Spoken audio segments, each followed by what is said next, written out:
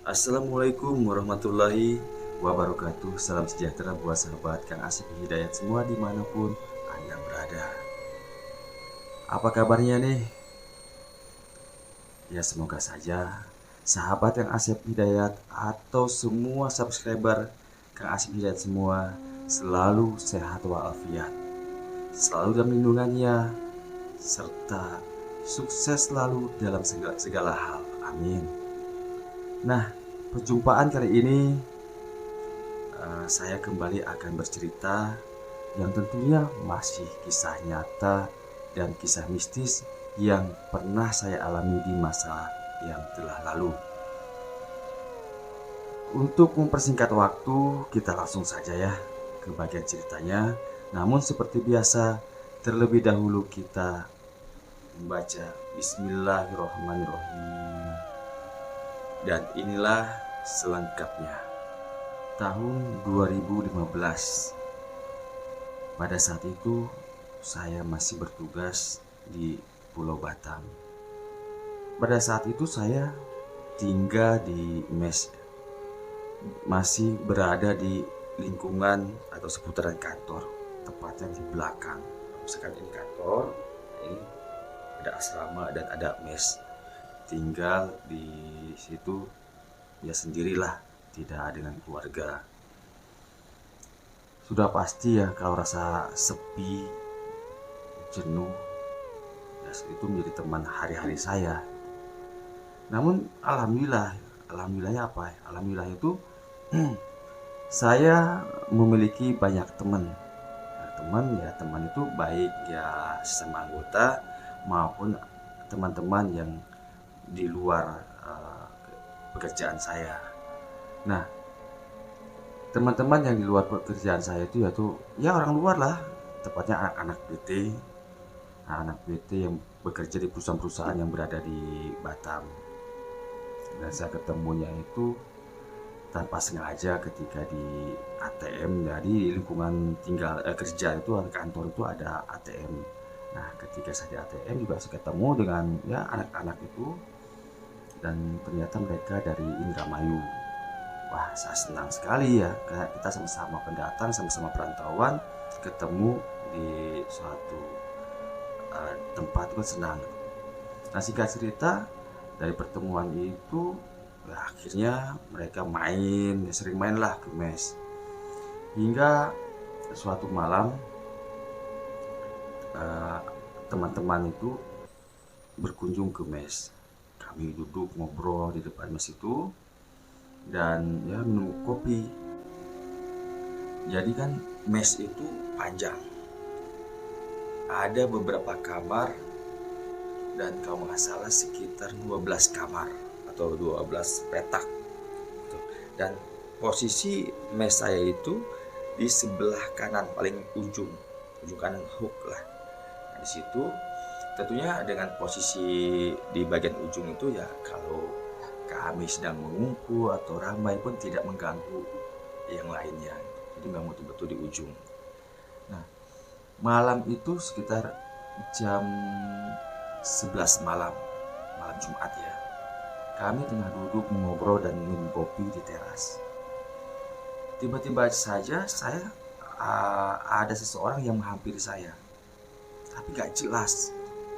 Dan sepertinya cuma saya sendiri yang menyadari, yang melihatnya. Nah, saya itu tiba-tiba merasakan sakit kepala. Kepala saya seperti ditusuk kopek, korek-korek, sakit luar biasa. Dan pada saat itu saya cuma Allahu Akbar. Saya bersandar ke pilar atau tiang teras mes itu. Nah, dan saya langsung ya kalau menurut cerita teman-teman, saat itu saya langsung seperti tertidur sambil menyadarkan kepala saya ke pilar tuh, ke tiang itu. Nah, dan saya saat itu langsung berdiri dan pergi gitu, mengikuti seseorang yang menarik tangan kanan saya ini. Namun ketika saya menoleh ke arah belakang, saya melihat diri saya itu ya tengah duduk menyandarkan kepala saya ke tiang itu. Jadi saat itu saya nggak, ya terkejut, ya saya terkejut, tetapi saya mengikuti ajakan seseorang itu dan saya akhirnya pergi. Saya pergi terus ke arah hutan. Kebetulan mes itu kan panjang. Di depan mes itu masih ada hutan. Hutan yang pohon-pohon itu masih besar-besar gitu. Nah, saya diajak ke arah sana. Nah, kebetulan hutan itu berbukit. Walaupun bukit itu tidaklah terlampau tinggi gitu kan, tapi itu berbukit. Di bukit itu, di hutan itu, saya melihat seperti ada dua pohon yang ukurannya sama besarnya. Itu seperti begitu, seperti gerbang gitu, seperti yang gapura gitu. Saya dibawa ke melewati dua pohon yang ukuran sama yang saya bilang tadi, seperti gapura lah, seperti itu. Nah, ketika melewati pohon yang dua berjejer itu, di dalam hutan itu, sebelah setelah melewati itu, saya seperti nggak melihat hutan, tapi yang saya lihat itu seperti perkampungan yang ya ramai lah, gimana suasana perkampungan yang rumahnya itu tidak berdekatan, dan suasananya itu bukan malam tapi siang, suasana terang, tapi saya tuh tidak melihat matahari, artinya teduh gitu, seperti ya layaknya suasana sore menjelang maghrib, seperti itu. Saya terus dibawa sama seseorang itu, saya berjalan mengikuti jalan tanah itu, berbelok, terus kemudian saya mendaki lagi ke ada sebuah tanah yang berbukit. Nah, singkat cerita, tibalah di atas bukit itu yang tidak terlalu tinggi. Di sana saya melihat ada dua batu yang besar. Nah, jadi posisi batu itu begini. Ini ada batu yang tinggi, besar, dan di sini sebelahnya ada batu lagi. Nah, tentunya di antara dua batu ini ada celah. Nah, di situ. Setiba di situ, di tempat itu, saya melihat ada dua orang yang tengah berdiri berhadapan, tapi saya tidak melihat raut wajahnya. Tidak jelas, yang jelas dua orang itu, satu orang laki-laki dan satu orang perempuan, tengah ribut, seperti berselisih paham lah, berkelahi. Saya hanya memperhatikan dari jarak kira-kira sekitar 5 meter lah dari mereka. Ya saya seperti, ya gimana lah, saya melihat seseorang kayak nonton TV gitu. Nah, namun dari pembicaraannya itu saya mendengar kalau si perempuan ini menuntut sesuatu. Dan saat dengarkan, yang kurang lebih seperti ini, yang ketika yang perempuan berbicara, pokoknya aku minta kamu tanggung jawab, aku minta kamu nikahin segera karena aku hamil, seperti itu kira-kira. Nah, ketika ya sosok yang perempuan itu berbicara seperti itu, laki-laki itu begitu mendengar ucapan si ya yang perempuan itu berkata seperti itu tadi, seketika seperti marah gitu, marah tanpa banyak bicara. Laki-laki itu mendorong dada si perempuan itu, yang saya perkirakan itu ya pacarnya lah gitu kan, didorong sehingga ya yang perempuan itu terdorong dan terjatuh dengan posisi terlentang gitu. Nah, dengan beringas itu yang laki-laki itu langsung menyerang, menduduki dada perempuan tadi. Nah, langsung kedua tangan si laki-laki itu mencekram lehernya si perempuan itu, sehingga ya kerujutan, dan akhirnya si perempuan itu saya lihat itu tak bernapas, tak bergerak lagi, artinya mungkin sudah meninggal. Saat itu saya berteriak, "Woi, woi," gitu kan. Saya berusaha untuk menahan laki-laki itu agar jangan ya menyakiti si perempuan itu. Tapi seakan-akan saya nggak bisa. Saya seperti ini menggapai-gapai angin gitu aja. Nggak bisa saya. Saya hanya berteriak dengan perasaan saya tegang. Saya menyaksikan ya mungkin teman-teman bisa membayangkan jikalau di suatu tempat kita melihat mungkin seorang perempuan yang dianiaya, apalagi mungkin dibunuh, tentu kita kan refleks, kita berusaha untuk mencegahnya. Nah, seperti itulah yang saya lakukan pada saat itu. Namun saya nggak bisa menyentuh mereka, tuh nggak bisa. Saya hanya diam aja. Akhirnya saya dengan mata terbelalak satu, menggigil pada satu, menyaksikan ya adegan itu. Dan akhirnya sampai si perempuan itu tidak bergerak lagi, artinya mungkin sudah meninggal ya. Nah, dengan sadis tuh laki-laki itu bukan diangkat, ditariknya, diseret kaki tubuh si perempuan tuh, kaki diseret. Dan dengan santai seperti nggak ada beban, laki-laki itu memasukkan tubuh si perempuan itu ke celah batu yang saya bilang tadi. Ada 2 batu yang besar. Nah, di antara itu kan ada celahnya, dimasukkan ke situ. Nah, lalu laki-laki itu meninggalkan tempat itu. Nah, begitu laki-laki itu meninggalkan tempat itu, nah tiba-tiba saja saya terjaga artinya, dan saya udah berada di depan teras mes saya tadi. Saya tiba-tiba saya tersadar. Di situ saya berkeringat, napas saya tersengal. Nah, saat itu bukan saya kan teriak tuh, begitu saya sadar saya teriak, wah. Nah, jadi saat itu saya kan teriak nih, wah. Dengan teriakan saya tadi, ya sontak membuat orang-orang teman-teman saya yang ya sama-sama duduk di teras tadi ya terkejut lah. Seketika mereka memandang ke arah saya. Ada apa Pak? Kenapa Pak? Nah, saya nggak menjawab. Memang saat itu saya belum pulih ya sepenuhnya lah kesadaran saya. Saya hanya diam dengan berkeringat, napas saya tersengal-sengal.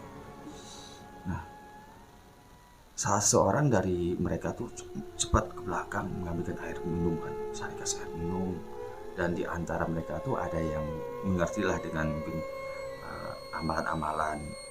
Saya didoain dan sebagainya.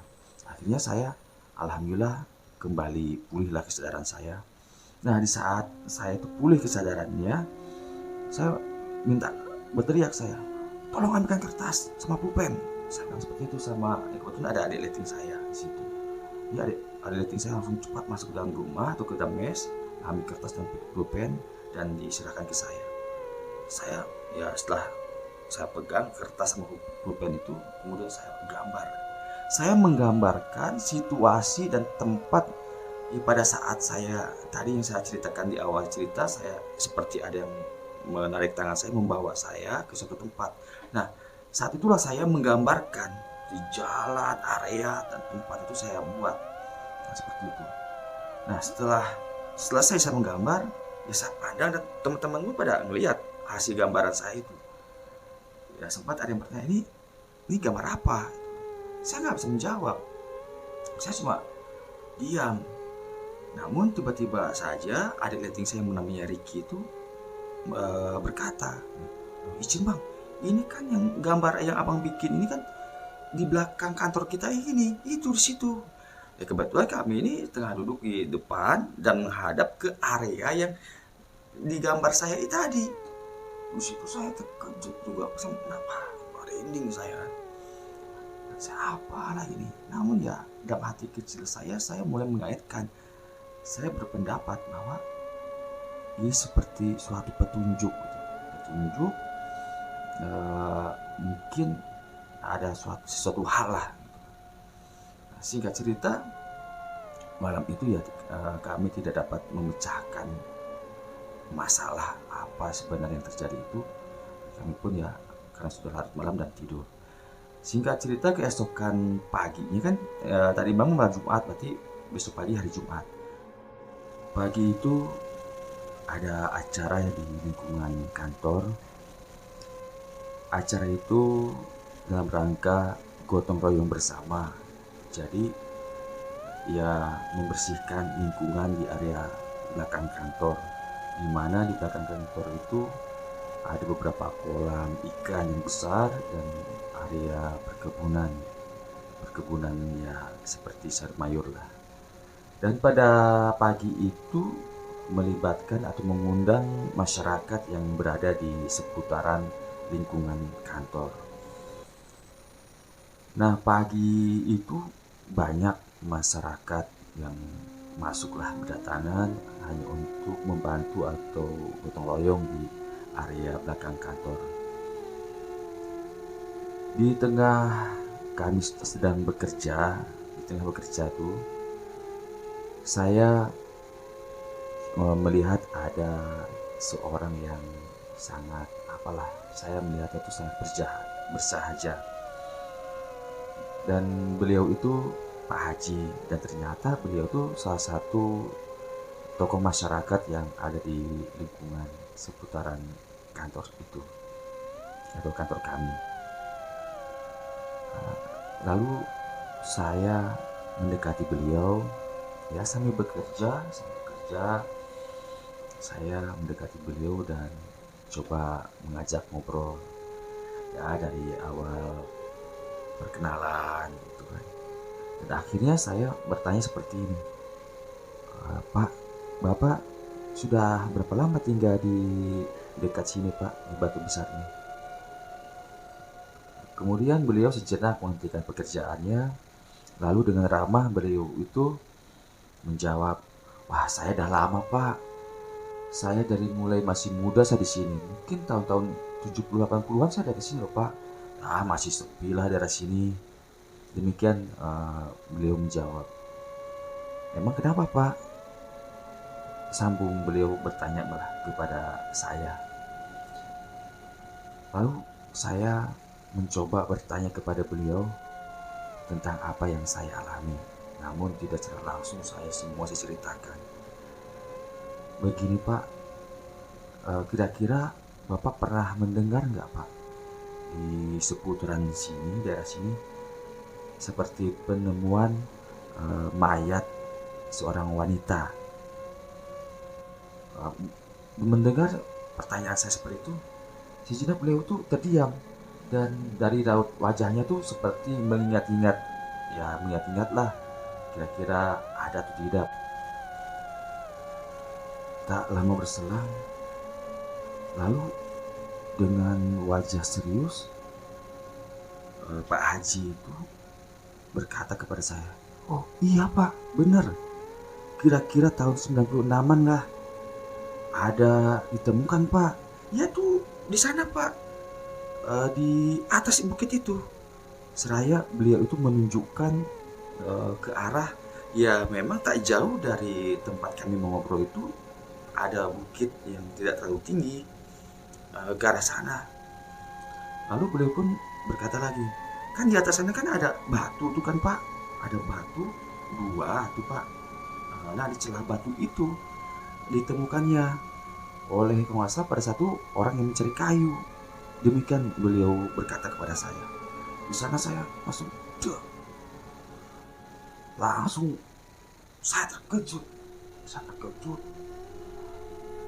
serasa badan saya langsung menggigil, sampai berkeringat kepala saya. Dan tentu saja perubahan sikap saya itu membuat beliau tuh dan bertanya kepada saya, Pak, Bapak kenapa Pak? Enggak Pak, enggak, saya enggak kenapa-kenapa. Ya sedikit tergagap saya menjawabnya, karena beliau tiba-tiba bertanya, mungkin karena melihat saya tiba-tiba saya pucat berkeringat. Bapak tahu ya? Demikian beliau tuh bertanya lagi ya, seakan-akan mencari tahu. Iya Pak.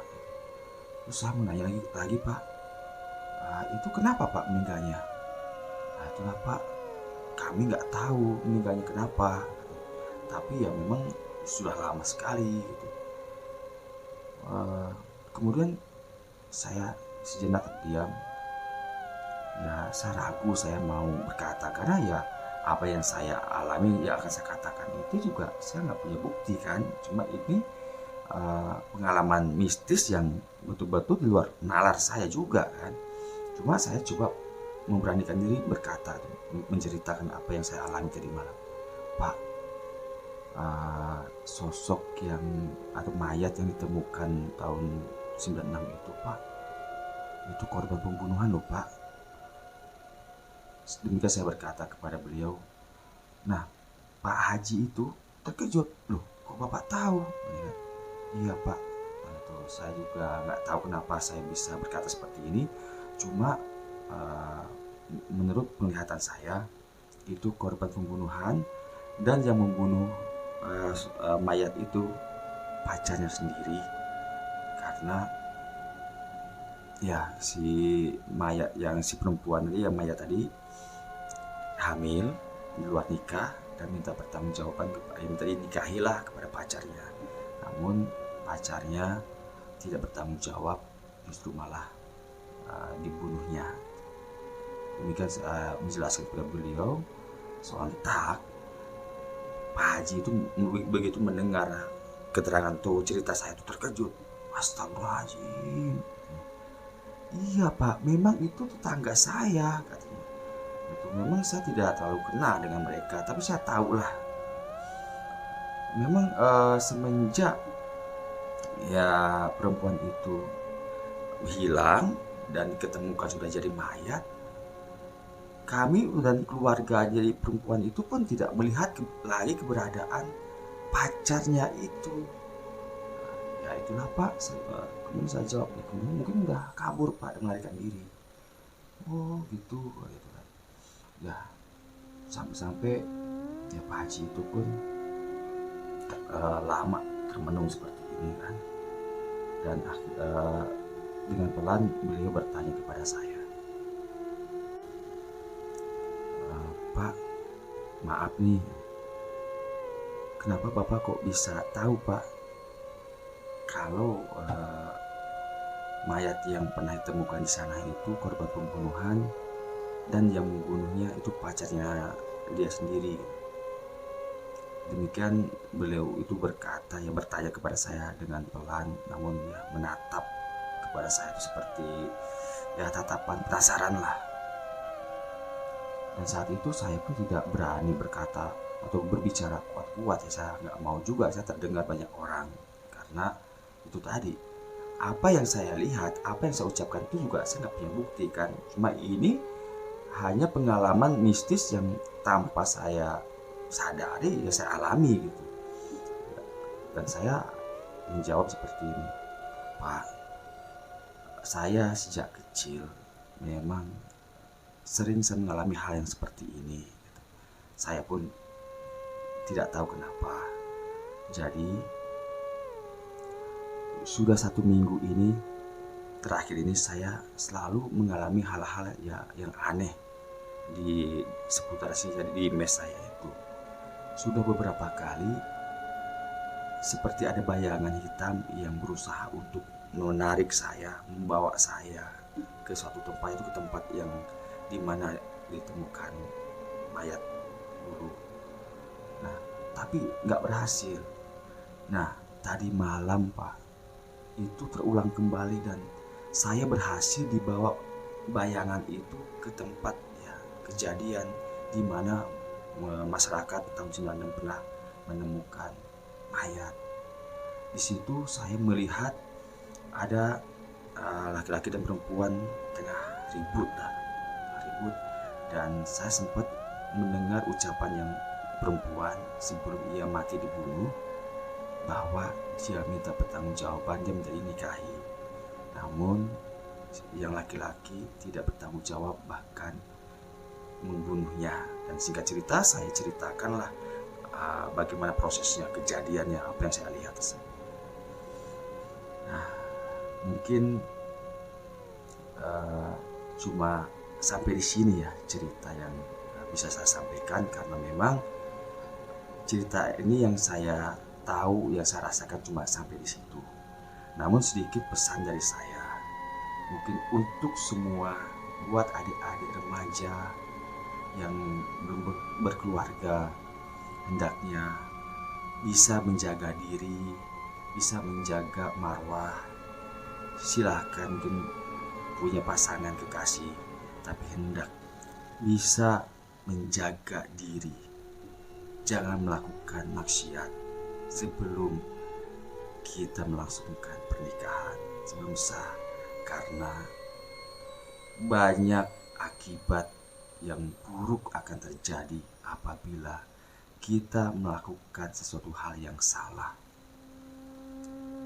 Demikian pesan dari saya, sekaligus akhir dari cerita ini. Semoga bisa memetik pelajaran dari cerita yang saya kisahkan ini. Mohon maaf jika banyak kekurangan, dan saya akhiri. Wassalamualaikum warahmatullahi wabarakatuh.